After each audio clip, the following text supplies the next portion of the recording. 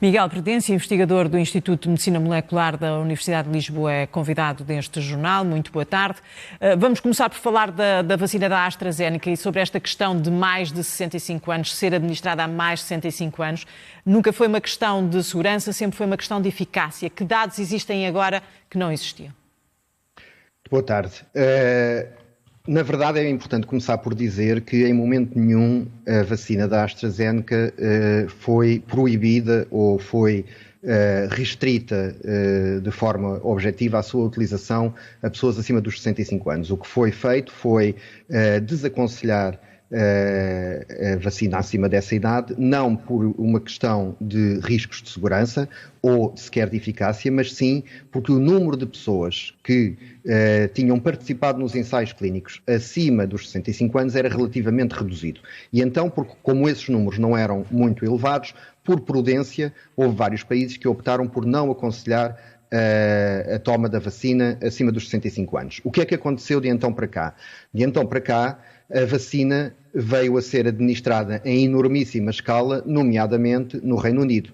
E nós temos agora dados muito robustos de milhões de pessoas já vacinadas na Inglaterra, na Escócia, estudos que, entretanto, já foram divulgados sobre a eficácia das vacinas nas diferentes faixas etárias das pessoas que foram vacinadas no Reino Unido e que mostram claramente que a vacina é eficaz, identicamente eficaz, para todas as faixas etárias que foram vacinadas. Portanto, aquela robustez dos números que os ensaios clínicos porventura não nos davam, agora existe com base em dados, digamos, do mundo real, da vacinação de centenas de milhares de pessoas acima dessa idade e que mostram que a vacina é efetivamente eficaz nessa faixa etária, o que permite, com toda a confiança, retirar essa restrição ou esse desaconselhamento de dar a vacina acima dos 65 anos de idade.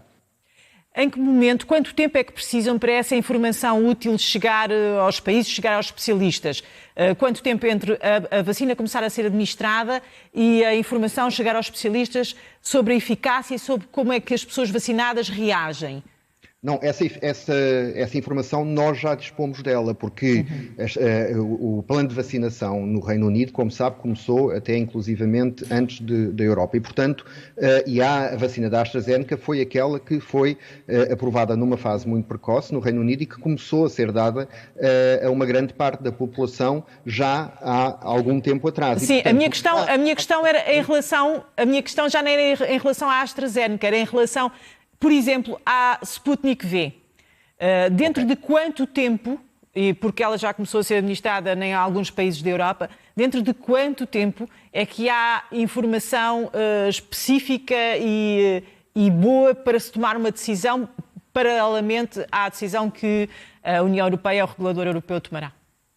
Muito bem. Portanto, o processo de avaliação dos dados dessa vacina em concreto está, neste momento, eles estão em análise pelas agências reguladoras e, portanto, o fabricante fornece a essas agências todos os dados de que dispõe e, evidentemente, se essas agências entenderem que há dados que estão em falta ou de esclarecimentos que são necessários, solicita esses dados de forma a poder formar uma opinião sobre a autorização ou não da vacina. Em paralelo com isto, o facto de a vacina já estar a ser administrada permite a tal aquisição de dados do tal mundo real da vacinação. E aí eu penso que, tendo em conta o intervalo entre a primeira e a segunda vacinações e depois o facto de ser necessário monitorizar durante algum tempo qual é que é o real impacto em termos do desenvolvimento de Covid-19 após a vacinação, eu diria que 2-3 meses será um tempo suficiente para começarmos a ter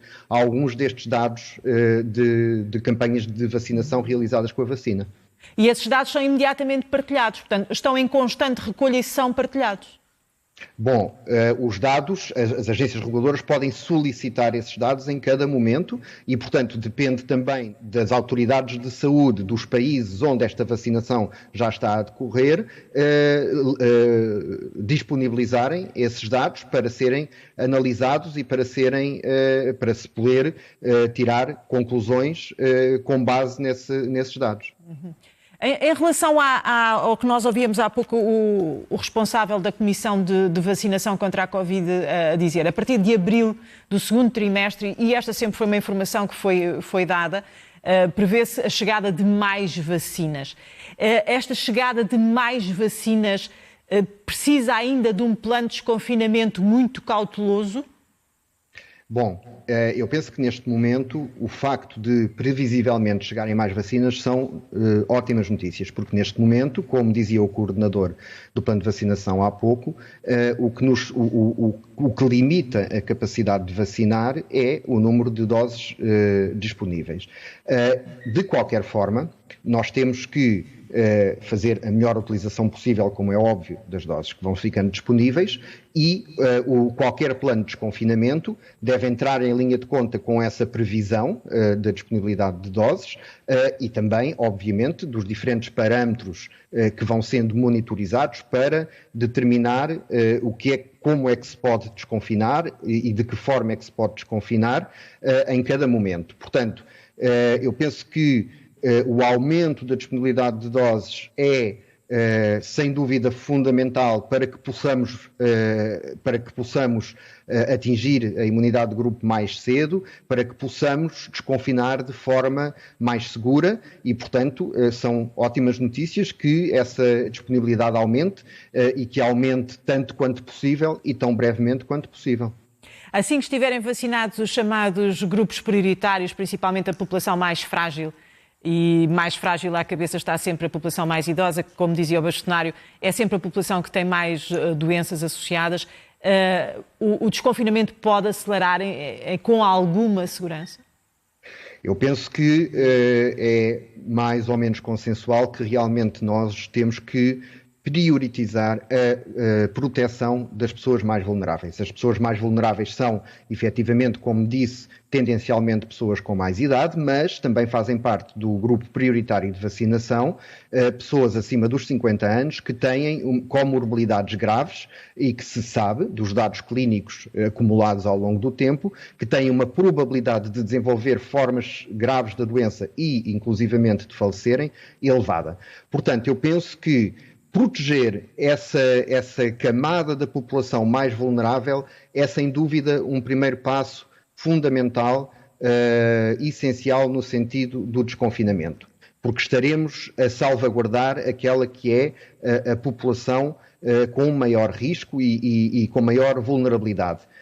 E penso que a partir daí, sim, nós poderemos começar a ver, como se costuma dizer agora, a luz ao fundo do túnel, na medida em que vamos poder gradualmente desconfinar com uma segurança cada vez maior, porque teremos as pessoas mais vulneráveis protegidas e, desejavelmente, o Serviço Nacional de Saúde também estará mais capaz de lidar com os casos de Covid, na medida em que estará menos sobrecarregado e, portanto, eu penso que aí nós começamos a entrar naquilo que se pode chamar realmente o caminho de saída do tal túnel em que nos encontramos.